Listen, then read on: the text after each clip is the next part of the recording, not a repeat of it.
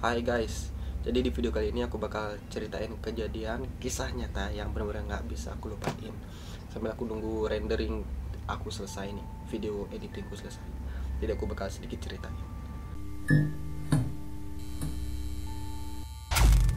Ya, kejadian ini menceritakan tentang tamu yang patah hati, kemudian bunuh diri, men. Anjing, itu nggak bakal pernah aku bisa lupain sampai sekarang. Nah, ceritanya tuh dimulai dari tahun 2019. Itu tepat bulan Desember, 1 bulan sebelum aku pulang. Karena aku pulang di kontrak kedua itu di Januari 2019. Januari 2020. Nah, kejadiannya ini di tahun Desember 2019. Ya, tepat jam 9 malam, itu aku dengar announcement bahwa ada medical response team. Nah, jadi aku seorang stretcher itu harus datang ketika ada announcement tersebut. Awalnya aku males nih untuk datang karena waktu itu kan aku masuk malam, jam 12 malam kerja. Jam 9 malam itu ada announcement seperti itu. Nah, itu udah enak-enaknya tidur gitu. Awalnya aku nggak datang. Tapi karena aku takut kan ntar didramain, kenapa kamu gak datang ke sana kayak gitu. Jadi dengan terpaksa hati aku meluncur ke sana. Nah, itu kejadiannya di deck 1 forward. By the way, ini cabinnya deck 1, men. Tapi di belakang, kejadiannya tuh di depan kapal. Nah, kita lanjutin. Jadi akhirnya aku samperin ke sana di deck depan forward. Itu orang-orang udah rame itu di sana, ada security dan teman-teman medical juga ada di sana. Akhirnya aku tanya-tanya kenapa ini, dan baru aku masuk ke cabinnya karena aku jadi stretcher, tukang gotong gitu kan. Itu ternyata ada tamu yang bunuh diri. Men, itu tamu bunuh diri gitu loh. Aku pikir kan emang sih banyak kejadian tamu bunuh diri lompat kapal gitu, tapi ini first time aku ngelihat dengan mata kepalaku sendiri. Itu tamu bunuh diri dengan cara gantung diri. Mungkin kalian bertanya, di mana bang gantung diri? Di plafon nggak ada untuk kait-kaitnya gitu, di kamar mandi juga nggak ada. Mungkin nanti bakal aku reka adegan gimana kejadiannya. Nah, setelah aku ngeliat mayatnya tuh, aduh, dia tuh ada tali gini. Kalau kalian nginep di hotel kan dapat bathroom itu. Nah, itu dah talinya itu dipakai dia gantung diri, men. Aduh, pokoknya di sini nih udah biru-biru gitu. Itu yang bisa aku nggak lupain itu. Nah, akhirnya kita gotong ke medical, ya diotopsi sementara, habis itu ditaruh di ruang mayat. Ada tuh di depan kapal di forward dekat laundry kru laundry waktu itu.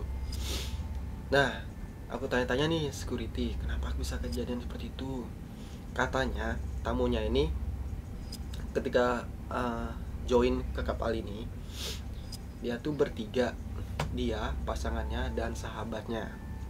Nah, otomatis 2 cowok 1 cewek. Nah, yang bunuh diri ini awalnya nggak sadar nih kalau pacarnya ini ada hubungan dengan sahabatnya itu. Anjing, teman makan temen tuh, cowok anjing emang tuh. Nah, kemudian mereka tuh satu cabin kayak gini lah, tapi nambah extra bed, 1 top bunk kayak gitu kan. Mungkin ceweknya di atas tuh karena cewek kan ringan gitu. Kalau kalian lihat ini kan di belakangku ini twin nih, dua bed. Kalau top bunk tuh ada di atas tuh lagi 1, tapi di sini cabin nggak top bunk sih. Pokoknya ada dari plafon ini bisa diturunin, ada bed seperti itu top bunk. Pas beberapa hari mereka udah sail, udah cruising dengan kita, entah kenapa sih yang bunuh diri ini itu keluar, mungkin ke promenade atau kemana gitu, ke area kapal pokoknya. Let's say aja kita bilang ke open deck. Ya, yang bunuh diri ini jalan-jalan ke open deck, refreshing mungkin gitu kan. Nah, pacarnya sama sahabatnya tinggal di kamar. Alasannya katanya sih lagi malas untuk keluar. Nah, kemudian pas dia datang nih dari luar mau ke cabin, kepergok lah si berdua ini. Mungkin entah lagi ngewe atau gimana gitu, pokoknya kepergok gitu sama si yang bunuh diri ini. Akhirnya yang bunuh diri ini marah gitu, kesel. Akhirnya dia pindah cabin tuh dari deck 6, ngebooking lagi ke cabin deck 1. Nah, habis tuh si cewek ini khawatir kan, kayak merasa menyesal gitu. Bang, cewek emang kayak gitu kayaknya. Nah setelah merasa menyesal, si cewek ini samperin nih si yang bunuh diri ini ke deck 1 forward. Digedor-gedor nggak ada yang nyaut, di telepon nggak ada yang nyaut juga. Akhirnya iseng lah, bukan iseng sih, mungkin secara khawatirnya gitu, dia ke gas services untuk pihak kapal yang telepon ke cabin. Nggak ada disautin juga, nggak ada diangkat. Kemudian akhirnya security datang ke sana, gedor-gedor nggak ada yang nyaut. Akhirnya karena security kan punya key gitu, master key untuk buka cabin. Akhirnya dibuka, kosong gitu di dalam kamar, tapi kamar terkunci.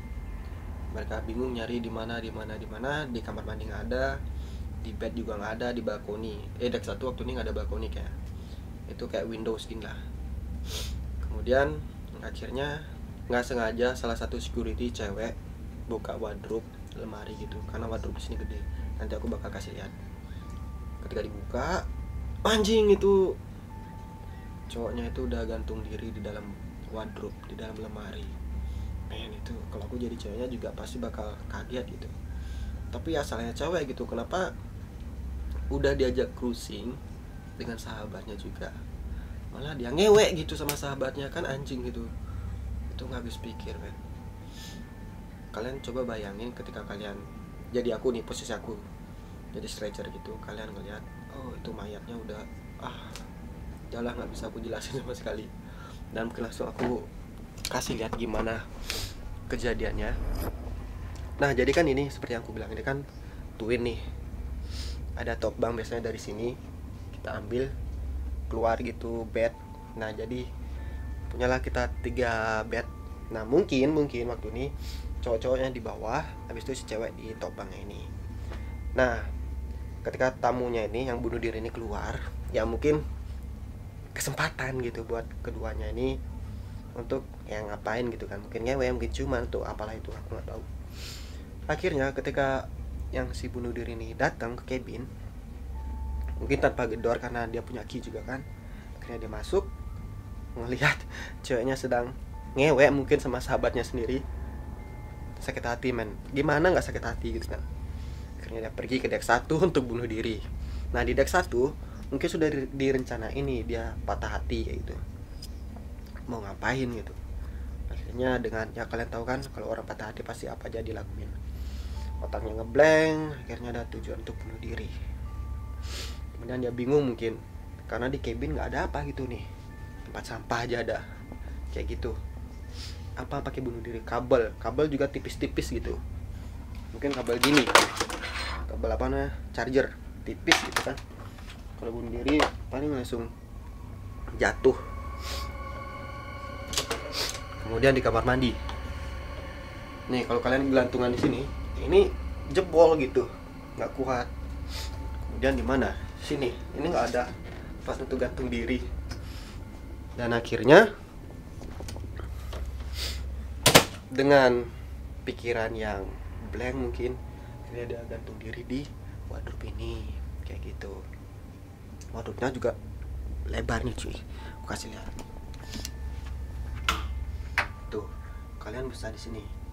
Nah maka dari itu sekarang nih setiap ada wardrobe apa namanya, bathroom itu nggak ada beltnya gitu loh, sabuknya itu.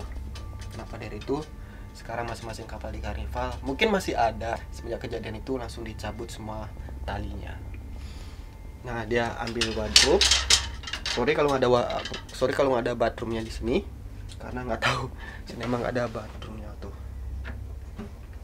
Nih ini kuat banget cuy, aku gelantungan loh tuh, gelantungan aku nih cuy, ini kuat banget nih. Maka dari itu dia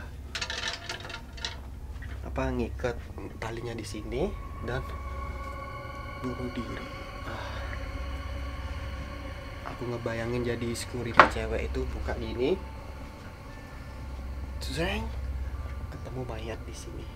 Wah itu udah ngeblank, pasti aku pingsan tuh, men. Anjir. So jadi itu ceritanya guys, hal yang aku nggak pernah bakal lupain ketika aku second contract nemu kejadian seperti itu. Sebenarnya aku pernah ngalamin apa namanya itu, tamu yang hilang di laut kayak gitu. Tiba-tiba orang mencari, security mencari, itu banyak sekali kejadian. Tapi di tahun 2019 ini, second kontrakku ini first time-nya aku ngeliat mayat secara langsung gitu. Wah, itu gak pernah aku bisa lupain tuh. So ya guys, jadi itu sedikit kisah yang pernah aku alamin. Ya, semenjak kejadian itu banyak kejadian mistis yang pernah aku alami di kapal.